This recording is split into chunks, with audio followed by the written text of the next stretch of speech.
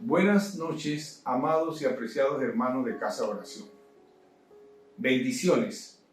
Mi nombre es David Méndez y en esta noche se me ha dado el privilegio de compartir la palabra del Señor. He escogido un tema que creo que nos ayudará en nuestro caminar diario, con la esperanza que sea luz a nuestro entendimiento y lumbrera en nuestro camino.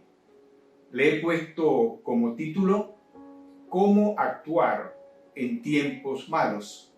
Y tiene en la Biblia su origen en la carta a los Efesios, la carta que el apóstol Pablo escribió y dirigió a la iglesia de Éfeso, pero también que es práctica para todos nosotros.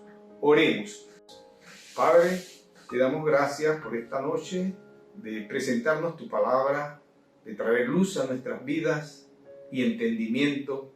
Te pedimos en el nombre de Jesús que esta palabra sea de edificación para todos los que la escuchamos y que sirva para una ruta que nosotros a partir de hoy tomemos para cambiar un poquito nuestras vidas y ser cada vez mejor y más parecidos a ti. Te damos gracias en el nombre de Jesús. Amén. Si tiene su Biblia, busque en la carta a los Efesios, la carta que el apóstol Pablo escribió a la iglesia de Éfeso y a todos nosotros. Está en el capítulo 5, versículo 15, que dice así: Mirad pues con diligencia cómo andéis, no como necios, sino como sabios. Y el versículo 16 dice: aprovechando bien el tiempo, porque los días son malos. Por tanto, no seáis insensatos, sino entendidos de cuál sea la voluntad del Señor. Usted puede ver que el versículo 16 revela una situación percibida por el apóstol Pablo, que le da espacio, le da oportunidad para darle un consejo a la iglesia. Eran tiempos malos, eran tiempos de persecución cristiana, dominio avasallador del imperio romano y humillante, eran tiempos de hambre, de enfermedades, de esclavitud, de castigos espantosos como la crucifixión. No sé usted, pero yo percibo que en nuestros tiempos también tenemos tiempos malos. Hay violencia en las calles y también dentro de los hogares familiares, el narcotráfico. La delincuencia es cosa de todos los días. Hay un desempleo importante post-pandemia y por el momento muy difícil de reducirlo. Hay una pandemia causada por un virus que tiene lastimosamente la virtud de ser persistente.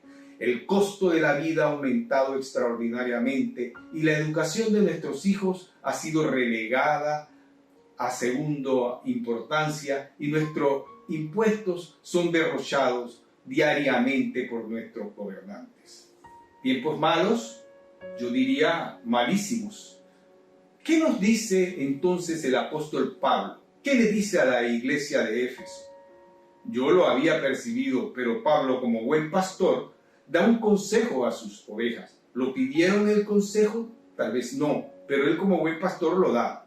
Mirad con diligencia cómo andéis.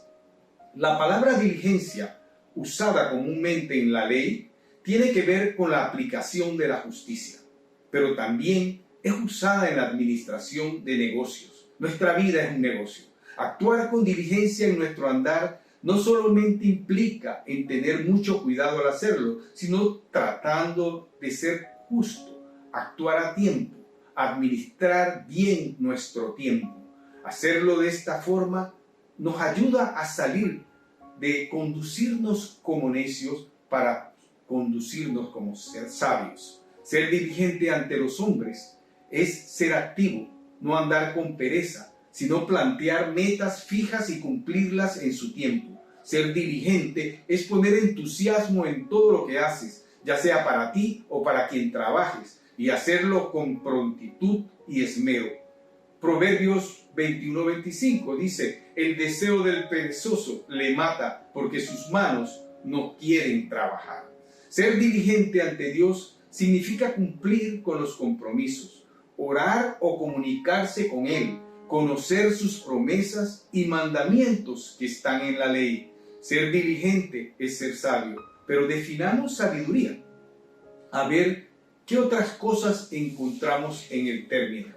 Para la Real Academia de la Lengua Española, la palabra deriva del latín sapere, que es sinónimo de inteligencia y buen gusto.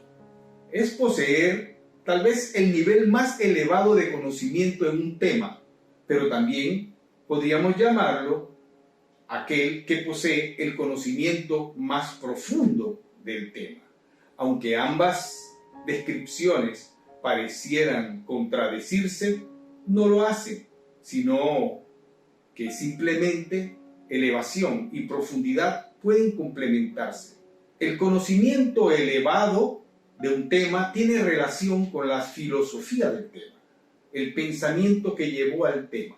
La profundidad tiene relación con la complejidad del tema y su aplicación práctica. Porque no es solamente importante tener el concepto teórico para ser sabio, sino que hay que saber aplicar el concepto en la vida diaria. Y son las acciones o aplicaciones del conocimiento lo que nos hacen sabios. Independiente de su graduación o educación escolar, universitaria, el ser sabio no depende sino de aplicar sabiduría a tus actos. Conocemos a sabios como Albert Einstein, que sus conocimientos teóricos le llevaron hasta después de muchos años en el mundo moderno para ponerlos en práctica. Era un hombre adelantado en el tiempo, pero que para su época toda su sabiduría, no encontraba mucha práctica. Pablo, en la Biblia y todo lo que tiene que ver con la sabiduría oriental, alcanza niveles aún más elevados y con objetivos diferentes. Compartamos en este tema. La sabiduría humana proviene de la experiencia y el estudio o investigación de los temas. En el significado bíblico, la sabiduría proviene de Dios y es alcanzada a medida que lo conocemos más y aumenta nuestra relación con Él.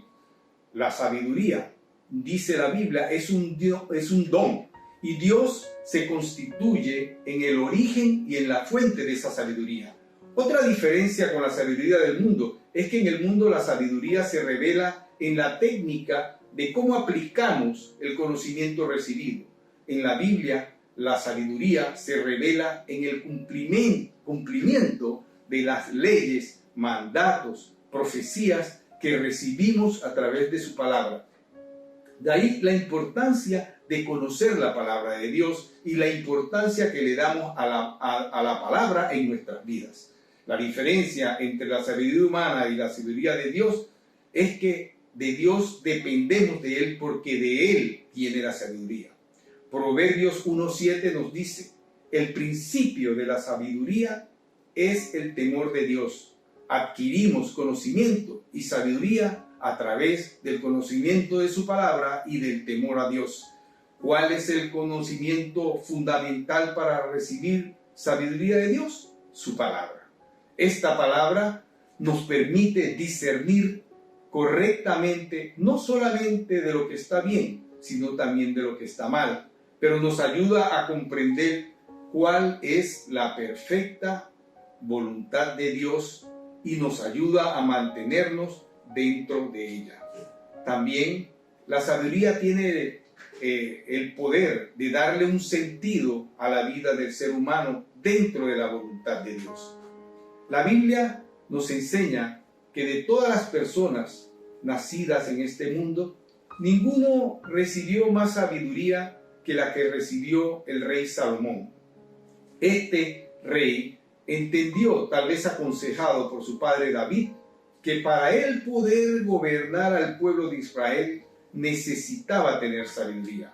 A él se le atribuyen los libros sapienciales o libros de sabiduría, como el Cantar de los Cantares, el libro de Proverbios, el libro de Eclesiastés, algunos salmos, y dentro de los libros no aceptados o apócrifos, como se le llama, el libro de la sabiduría del rey Salomón, que sí fue aceptado por el canon de la Iglesia Católica y la Iglesia Ortodoxa. Hermanos, tenemos un tesoro en la palabra de Dios, con una gran variedad de temas donde podemos recibir consejos acertados de aquel que es omnisciente, aquel que todo lo sabe, que no se equivoca. Seamos diligentes al enfrentar los tiempos malos. Busquemos en la palabra de Dios su consejo oportuno. Dice Santiago que si alguno de nosotros tiene falta de sabiduría, pídasela a Dios, el cual da a todos abundantemente y sin reproche, y le será dada. Pero fíjese que en Santiago 1:6 dice lo siguiente: pero pida con fe, no dudando nada. La Biblia nos enseña que la fe viene por oír y por oír la palabra de Dios. Así es que si queremos ponerle a todo esto que hemos hablado una clave para adquirir sabiduría y vivir sabiamente y no como necios, regresamos a lo que desde un principio se nos enseña. Conocer la palabra de Dios es la clave. Escudriñar la palabra de Dios, crecer en la fe, pedir con fe y estar preparados para recibir sabiduría y ponerla en práctica en nuestra vida. Es lo que necesitamos para que en estos tiempos malos podamos obtener tiempos de refrigerio. Hermanos de Casa Oración, muchas gracias. Ha sido corto, pero que Dios bendiga estas palabras y les llene de entusiasmo y de esperanza para usarla, para seguir adelante en estos tiempos malos y salir victorioso. Que el Señor les bendiga. Muchas gracias.